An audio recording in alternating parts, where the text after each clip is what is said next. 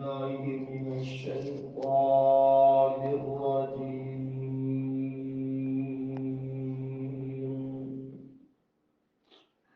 بسم الله الرحمن الرحيم.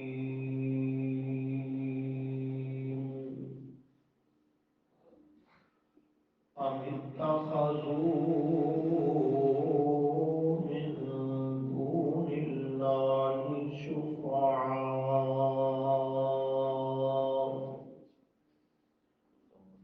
قل أولو كانوا لا يملكون شيئا ولا يعقلون قل لله الشفاعة جميعا له ملك السماوات والأرض ثم إليه ترجعون. صدق الله العظيم. اللهم صل على محمد وعلى آل محمد كما صليت على إبراهيم وعلى آل إبراهيم إنك حميد مجيد. اللهم بارك على محمد وعلى آل محمد كما باركت على إبراهيم وعلى آل إبراهيم إنك حميد مجيد. أستغفر الله لا حول ولا قوة إلا بالله. گزشتہ چند دروس سے ہمارا عنوان مسئلہ شفاعت ہے، جس میں شفاعت کے متعلق بعض ابتدائی بنیادی مبادی باتیں ذکر کی گئی، اس کی اقسام اور اس میں قرآن کریم کا انداز بیان کہ قرآن مقدس نے جا بجا ہر قسم کی شفاعت کا تذکیہ ایک ہی صورت کو باقی رکھا، اور وہ ہے شفاعت بالاذن، اللہ کے اذن اجازت کے بعد شفاعت یہ برحق ہے۔ دوسرے نمبر پہ آپ نے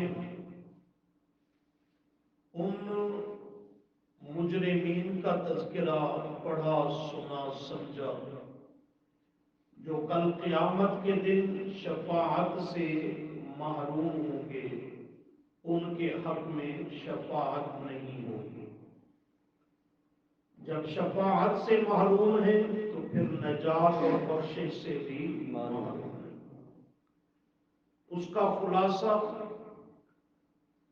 ہر وہ انسان جس کا کفر پہ خاتمہ ہوا، شرک پہ خاتمہ ہوا، بدعات بالخصوص اعتقادیہ پر اس کا خاتمہ ہوا، ایسا شخص قیامت کے دن قطعاً اس کے حق میں شفاعت نہیں کی جائے گی۔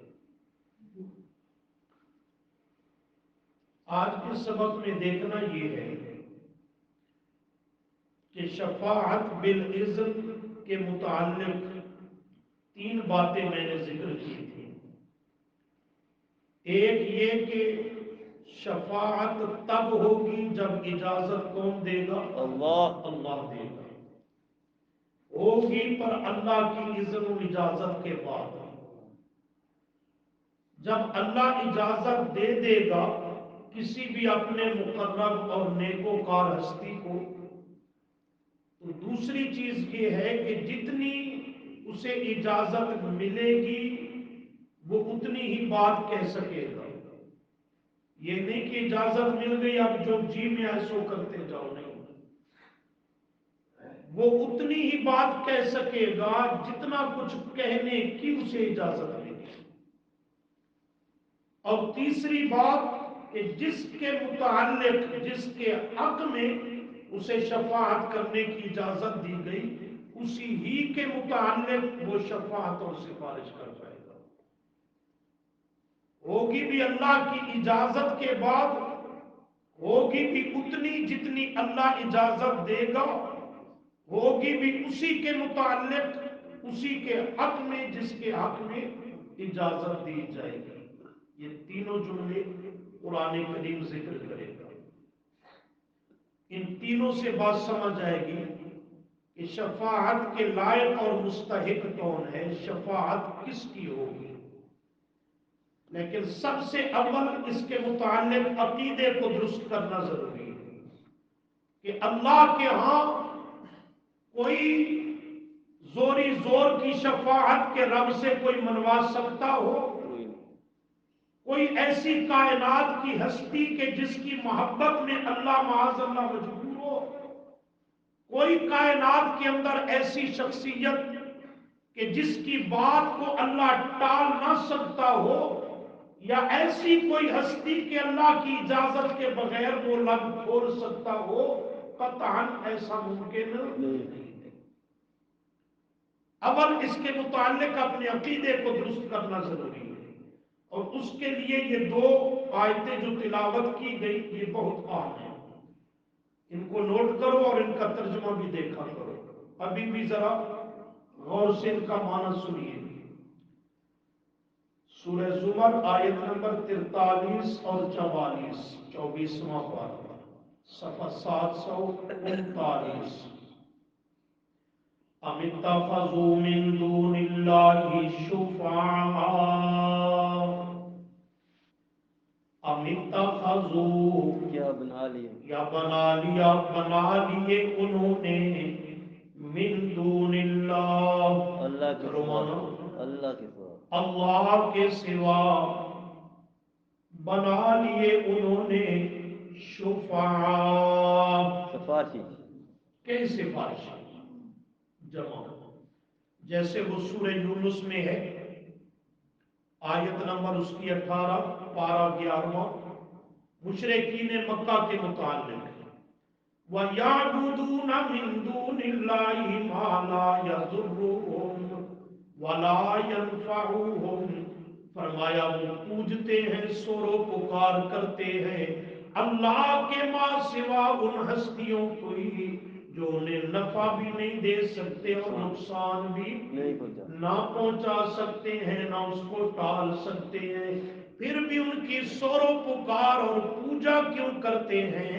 فرمایا وَيَقُولُونَ، اور وہ کہتے ہیں کہ ہَؤُلَاءِ شُفَعَاؤُنَا عِندَ اللَّهِ، ہَؤُلَاءِ یہ نیکوکار ہستیاں، یہ انبیاء اولیاء مقربین، یہ ہَؤُلَاءِ نیکوکار ہستیاں، شُفَعَاؤُنَا سفارشی ہیں ہمارے، عند اللہ، اللہ کے، اللہ کے سامنے ہمارے یہ سفارشی ہیں، اللہ سے ہماری مرادیں پوری کروا کے دیتے ہیں، ہماری عرضیاں اللہ کے دربار میں پہنچاتے ہیں، ہمارے حق میں سفارش کرتے ہیں۔ اللہ ان کی محبت میں معاذ اللہ مجبور ہے، اللہ سے منوا دکھاتے ہیں۔ یہاں بھی شکوہ کیا، ام اتخذوا من دون اللہ شفعاء، لوگوں نے بنا لیے اللہ کریم کے علاوہ کئی سفارشی، لوگوں نے بنا لیے۔ یہ اتخذوا کا لفظ بتلاتا ہے کہ وہ ہیں نہیں، بنائے لیے، لوگوں نے بنا لیے تو وہ بناوٹی ہیں، حقیقت میں کچھ نہیں۔ ام اتخذوا من دون اللہ شفعاء، اللہ فرماتے ہیں قل، فرما دیجیے جواب دیجئے میرے محبوب صلی اللہ علیہ وسلم، اللہ کے دربار میں سفارشی بنانے والوں، منتخب کرنے والوں، کہ اللہ سے منوا دکھاتے ہیں یہ کر دیتے ہیں وہ، قل فرما دیجئے میرے پیغمبر ان کو، اولو کانو، اگرچہ ہوں وہ تمہارے بنائے ہوئے سفارشی، لا یملکون شیئا، ایک ذرے کا بھی اختیار نہ رکھنے والے، لا یملکون، نہ اختیار رکھتے ہوں، شیئا، ایک ذرے کا بھی، لفظ شے مادہ تنعام، پھر شیئا ناکرہ بھی تعمیم کے لیے، پیچھے لا نفی کا، لا یملکون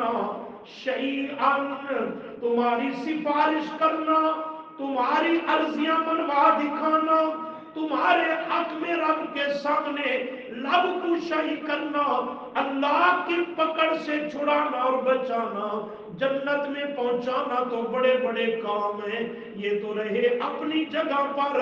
فرمایا جن جن ہستیوں کو اللہ کے سامنے تم سفارشی بنا اور سمجھ بیٹھے ہو، لا یملکون شیئا، وہ تو ایک ذرے کا بھی اختیار نہیں رکھتے، ولا یعقلون، اور ذرا برابر بھی عقل و شعور نہیں رکھتے، لہذا تمہارے بناوٹی عقیدے نہیں چلیں گے، تمہارے بناوٹی سفارشی کام نہیں دیں گے۔ اللہ فرماتے ہیں میرے محبوب مسئلہ واضح کرو، قل فرما دیجئے للہ، واسطے اللہ ہی کے لیے، للہ، للہ کا لام جس کے نیچے زیر ہے پہلا لام، اللہ للاختصاص، للہ ہی خاص ہے واسطے اللہ کے، کیا مانا؟ یہ اللہ ہی کی شان اور صفت اور کمال ہے، خاص ہے واسطے اللہ ہی کے، الشفاعت جمیعا، ساری کی ساری سفارش، ساری کی ساری شفاعت اللہ کے لیے خاص ہے۔ کیا مطلب؟ وہ جب چاہے گا، جس کو چاہے گا، جتنا قدر چاہے گا، جس کے حق میں چاہے گا اجازت دے گا۔ کیا کہہ رہا ہوں؟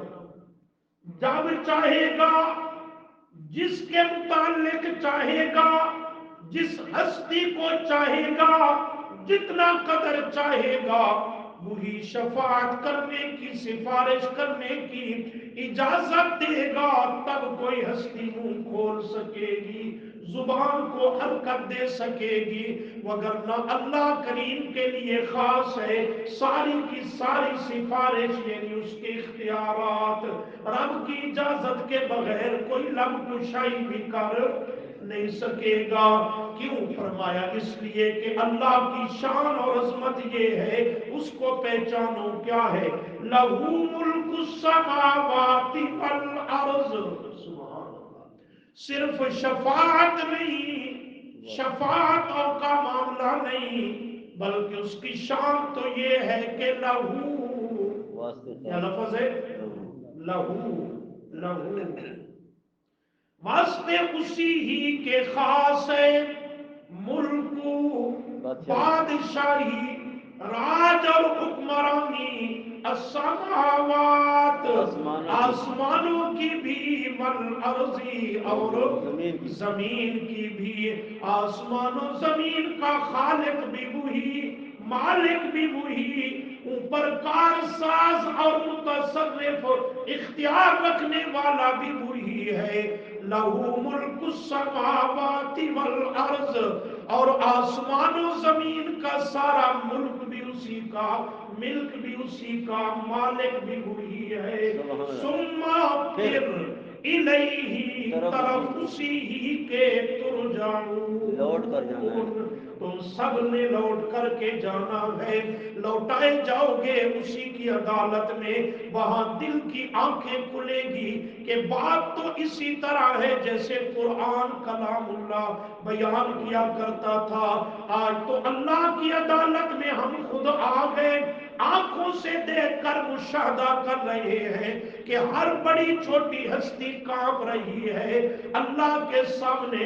सब अपनी खैर और तमा करके अपनी खैर और भलाई तलब कर रहे हैं।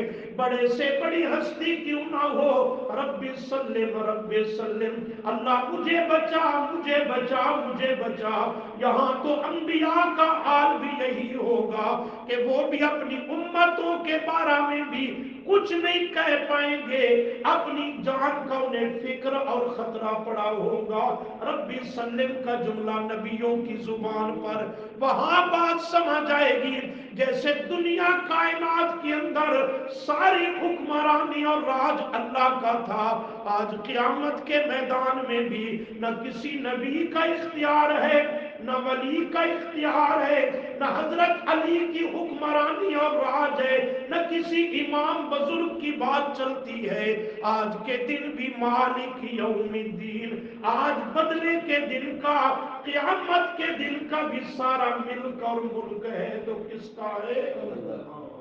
फिर ऊपर से आवाज देगा लिमानिल मुल्कुल यौम, बताओ आज किसका मुल्क और मिल्क है?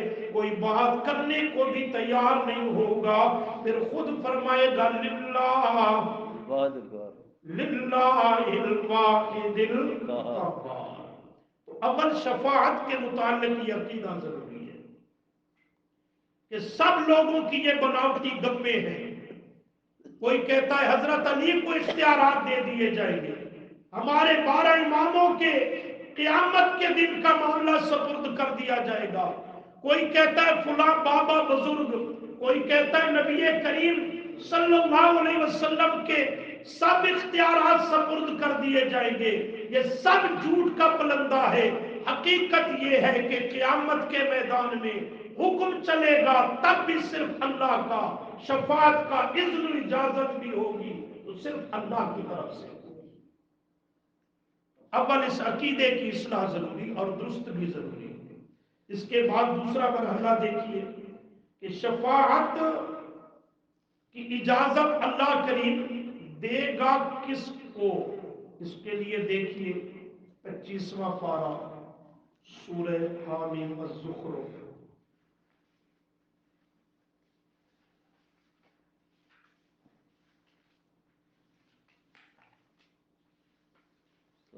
सात सौ 90, सफा नंबर 790।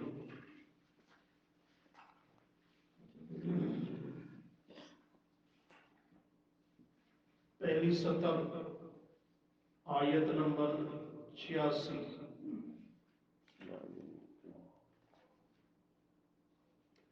790 सफा मिल गया जी। वला यमलिकुल्लज़ीना यदऊना मिन दूनिहि शफ़ाअता इल्ला, मिल गई आयत।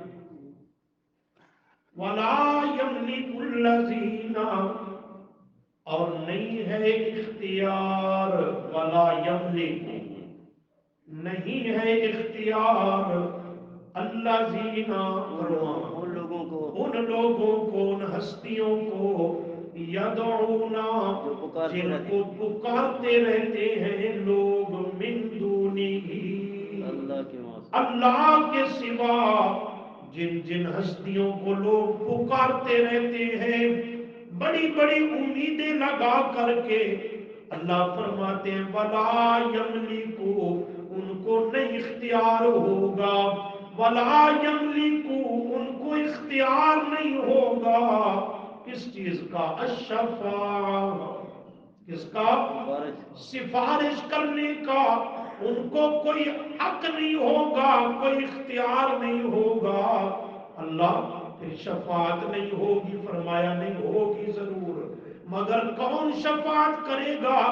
किसको अल्लाह की तरफ से इजाजत मिलेगी? फरमाया इल्ला, मगर, मन जो शाहिदा گواہی دیتا ہے بالحق، حق کی، کس چیز کی؟ حق کی، حق کی گواہی دیتا ہے دنیا کی زندگی میں، اور حق ہے اشہد اللہ الہ الا اللہ وحدہ لا شریک لہ واشہد ان محمدا عبدہ ورسولہ۔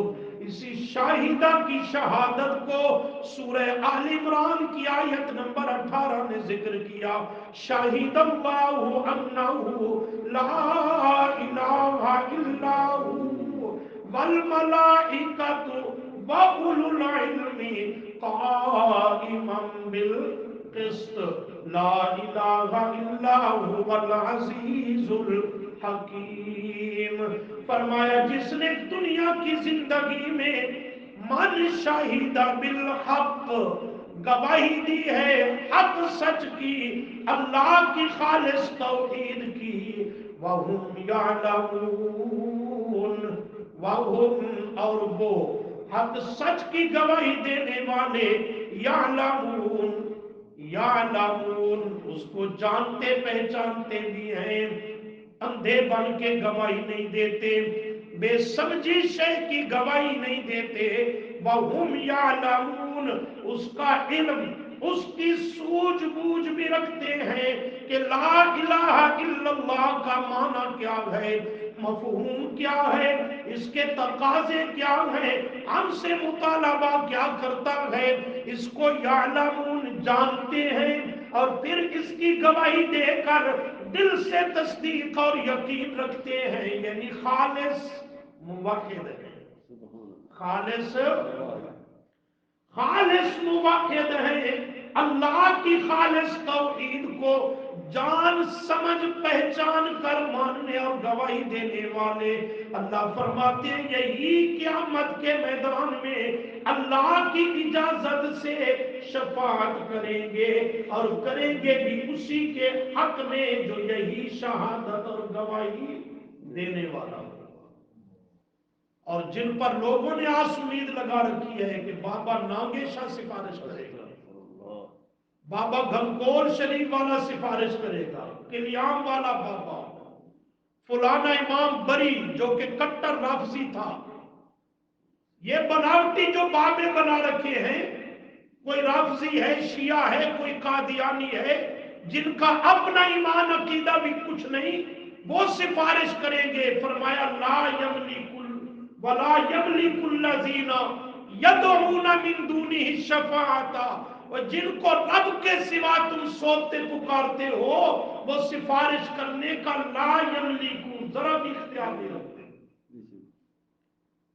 ذرا بھی اختیار نہیں رکھتے، ان کو نہ سفارش کرنے کی اجازت ملے گی، یہ تو خود جہنم کا ایندھن بنے گی، خود بھی گمراہ اور باقیوں کو بھی گمراہ کیا۔ شفاعت کرنے کی اجازت بھی اس کو ملے گی الا من شاہد بالحق، اور یہ بھی نہیں کہ عربی کے الفاظ وہ رٹے رٹائے طوطے کی طرح پڑھ لیے اور کہا کہ میں نے کلمہ گو بن گیا مومن ہوں، نہیں، وَهُمْ يَعْلَمُونَ اس کا علم بھی رکھے، سمجھ بوجھ رکھے۔ اس لیے کہا کرتا ہوں نا کہ کلمہ طیبہ عربی زبان میں ہے، اس کو اپنی بولی میں سیکھنا اور سمجھنا ضروری ہے۔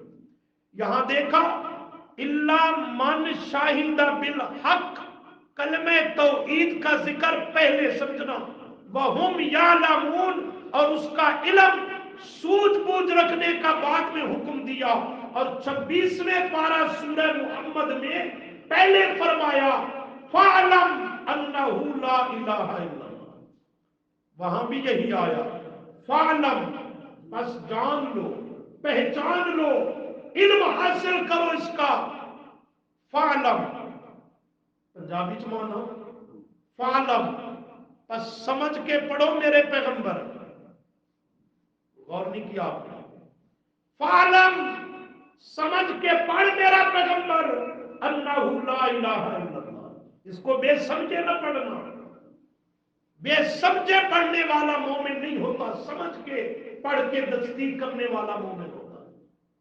تو وہاں پہلے فرمایا فَعْلَمْ بعد میں ہے انہو لا الہ الا اللہ، یہاں من شاہد بالحق لا الہ الا اللہ یہ پہلے ہے، وہم یعلمون اس کے بعد ذکر کیا۔ تو پہلے بھی اس سے فرمایا کہ اس کو سمجھ کے پڑھو، اس کے بعد بھی فرمایا کہ اس کی سوجھ بوجھ رکھو۔ اس سے یہ نکتہ سمجھا دیا کہ جب تک اس کو اپنی زبان اور بولی میں سیکھا سمجھا نہیں، تب تک اس کے پڑھنے سے بھی مومن نہیں بنے گا۔ اسلام تب آئے گا جب کلمہ اسلام کو سمجھ کے پڑھے گا۔ الا من شہد بالحق وہم یعلمون۔ اب دیکھیے شفاعت کس کے حق میں کی جائے گی، اس کے لیے 16واں پارہ دیکھیں گے، سورہ طٰہٰ،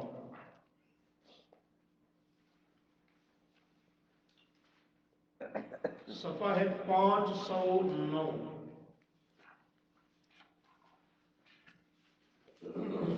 509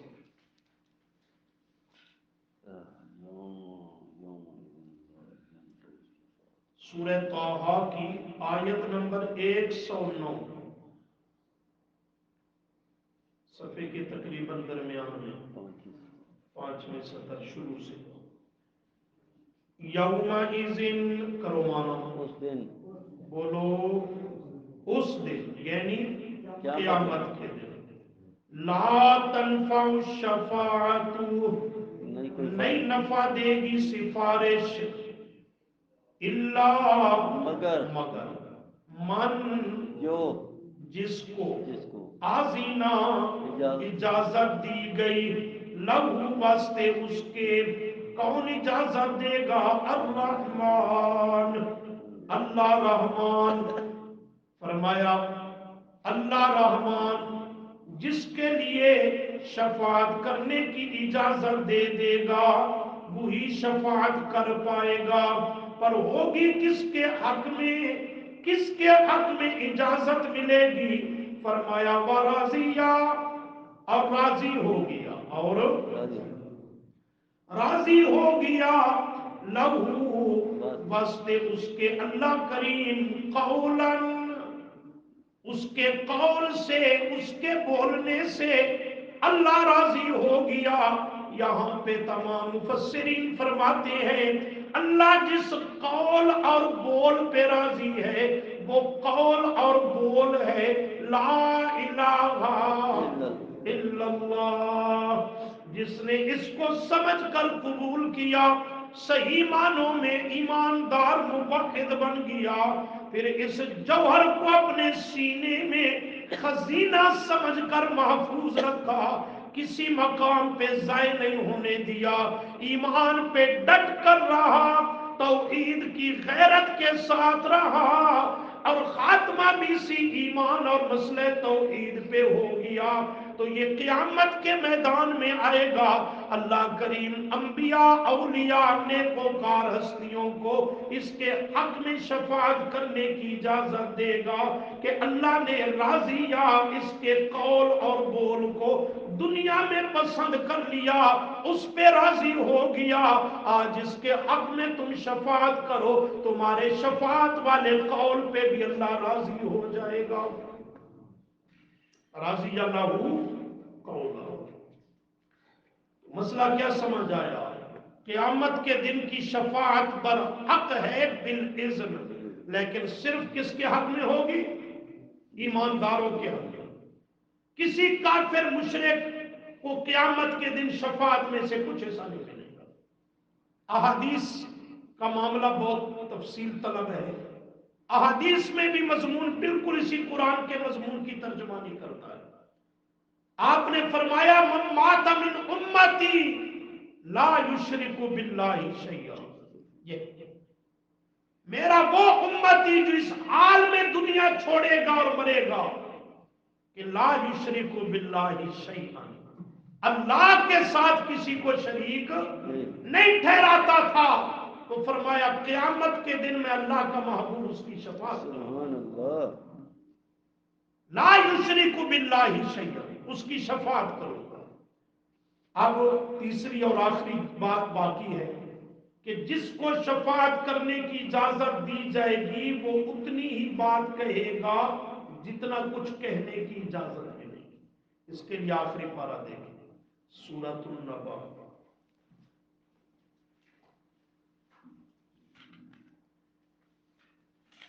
صفحہ ہے 930۔